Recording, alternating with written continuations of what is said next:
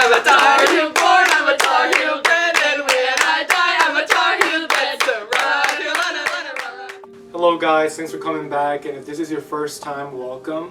We're the WOW Board, the This Is Common Pub Lunch with campus involvement. Next, we will be talking about volunteering research and how you can learn from professors and get involved with research at Carolina.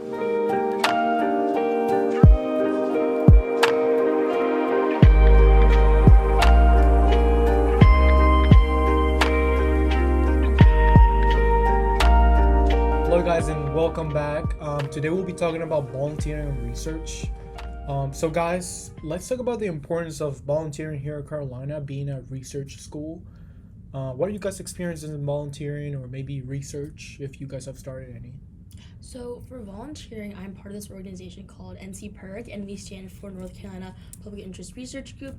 And what I love about NC PIRG is it's basically a chapter, and we have like about 5 different campaigns. So it really caters to your interests. We have Oasis Out of Fashion campaign, which has to do with sustainability and fashion. We have a clean campaign, sustainability, which are both environmental related. There's a hunger and homelessness campaign, and then the NVP New Voters Project. And I'm the secretary, so I'm a part of like all the campaigns, and I like getting involved, and I like that, you don't have to just box yourself in like one thing. You can join multiple, and I think my favorite would probably be the hunger and homelessness campaign, just because you can like see the tangible action, whether it's like volunteering and helping pack food to pass out, or in like a sustainability and clean campaigns, where you can educate yourself but also create tangible action. For example, we volunteered outside of tables, we did some tabling stuff, and then we took pictures and did lobbying stuff to like actually send to Congress. So that's like a advocacy. If you're interested in advocacy, that's one campaign you can join. Or like if you're interested in sustainability, it's just a really broad area of like interests that can cater to everyone. So yeah, I think for me, I haven't had that much experience with volunteering and research. I've seen my friends engage with their professors and finding new opportunities and creating new ones for themselves. But I think the importance of this is really just getting to know a community different than your own. I feel like sometimes we keep ourselves in a bubble. I definitely feel like I'm transitioning from bubble to bubble, from high school to my family to my life here. And I think it's definitely important to take advantage of the opportunities that UNC gives you and just make sure that you get yourself out there and get to know the world a bit more.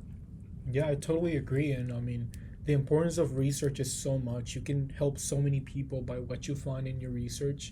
Volunteering, like you can help so many, like you were talking about like homeless communities and stuff like that. I mean, I volunteered to like do cleanup and like pick up trash of what people are not responsible for. Also volunteer with my fellowship at the Secu House, which is kind of a retirement home, and we cook dinner there. So I think there's a lot of importance in volunteering and research. Do you got anything to add, Ashley? Yeah, I think a big thing, I'm pre-dental, and I'm surrounded by a lot of people who want to kind of go on the same route as me, but a lot of times we kind of get stuck in this mindset of like, oh, I need to get research, it needs to be this, I don't care what kind of research it is, and it's kind of like making a line on a resume instead of like what you really truly want to get into. And so I'm a research assistant for a dental and blood lab here, and it's been really cool because it's showing me like how the different disciplines kind of come together, but it's also teaching me like why I love dentistry so much. And it's just a cool way to get involved, and even if you may not want to go into these fields, it is cool to see how people look at it through different academic lenses. Yeah, from my perspective, like I wanted to ask you guys, since I'm not as involved in it, how did you find out about it? How did you get involved into these specific opportunities?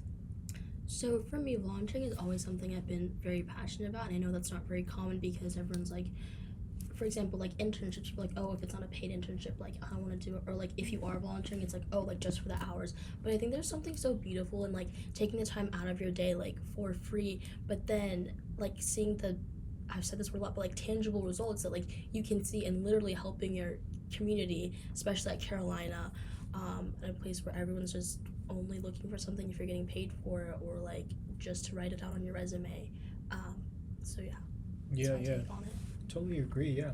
Let's talk about hot takes on research and volunteering. Do you guys got any leaning opinions on research? Like, for example, I think that you should really be passionate about what you do.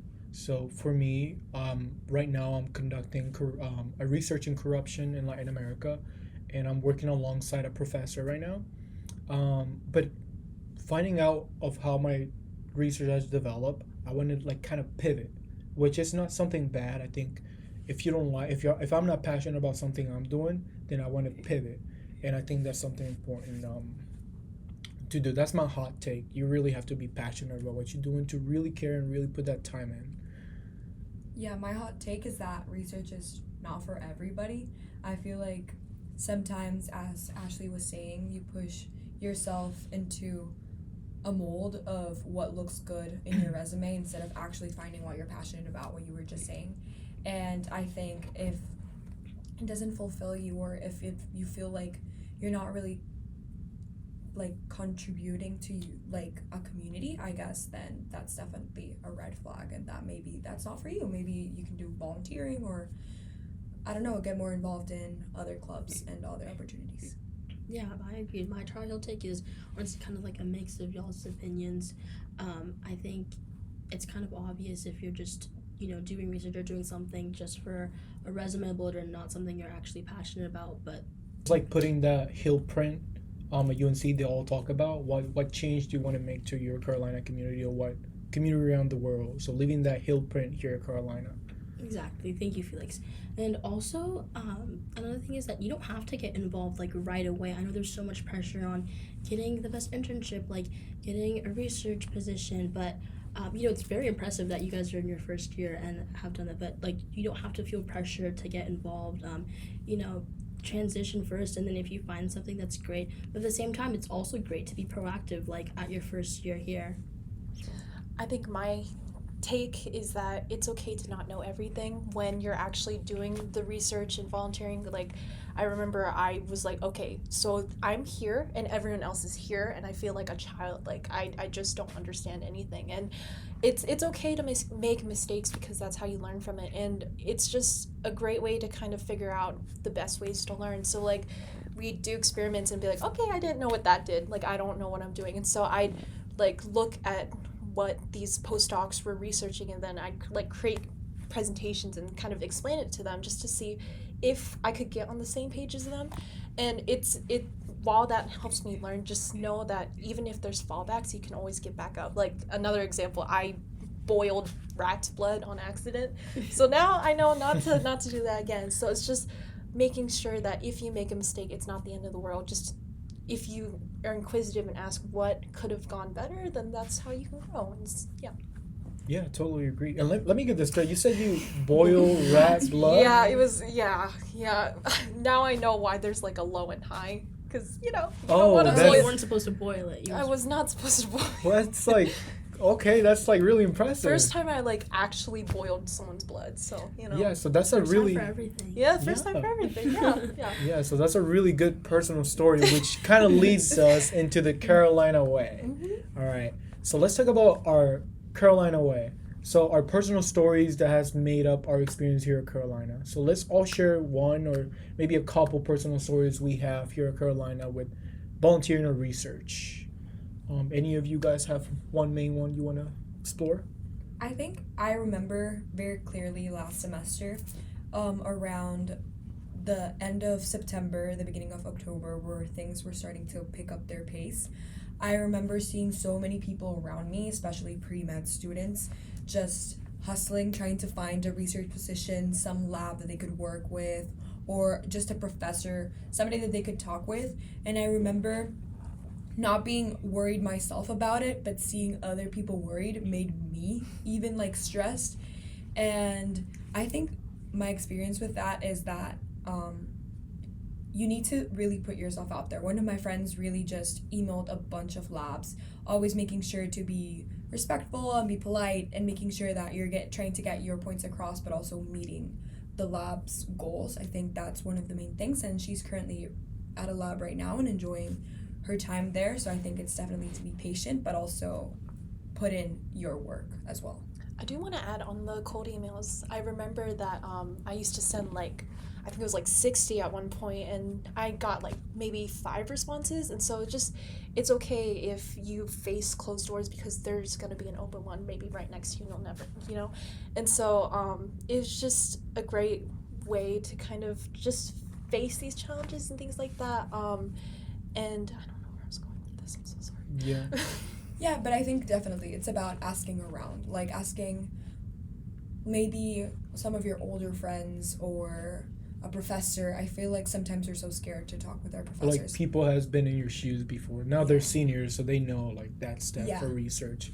Yeah, totally. And I agree. Like I think one personal story here in Carolina I have experienced was when through the Will Felix fellowship that I'm doing.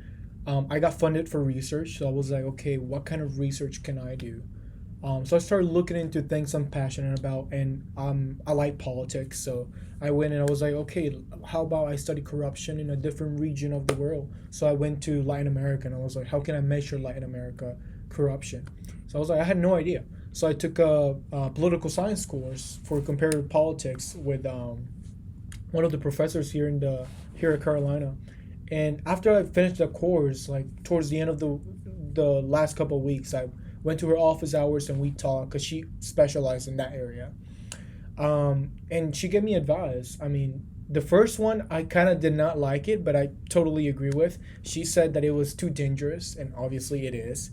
She was like, Felix, you might get yourself hurt. And I was like, you are totally right, professor. Do you have any other ways I can do this research? And she gave me a lot of options, like looking maybe at the misrepresentation of indigenous communities in Latin America and connecting that to the government and seeing that how corruption and how society shifts. So that was like, it gives me a really good thing to start my research with. I think that was really helpful. Even though I didn't like it at first, it made me realize what I was doing, and it gave me an extra step of the research I was going for.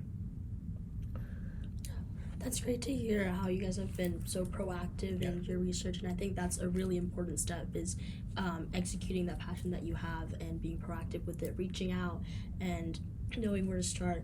And then transitioning into volunteering, I think my advice would just be to just try it out. Even if you've never volunteered before, there are so many clubs that like need other members, and volunteering just ranges from anything. It can range things like I said before, like our Hunger and Homeless Project, like packing food for the homeless, or gardening, even if you've never done it before, cleanups, anything to get involved in the Carolina community and helping out in some way. Like, step out of your comfort zone and volunteer, and I promise it'll be fun. Yeah.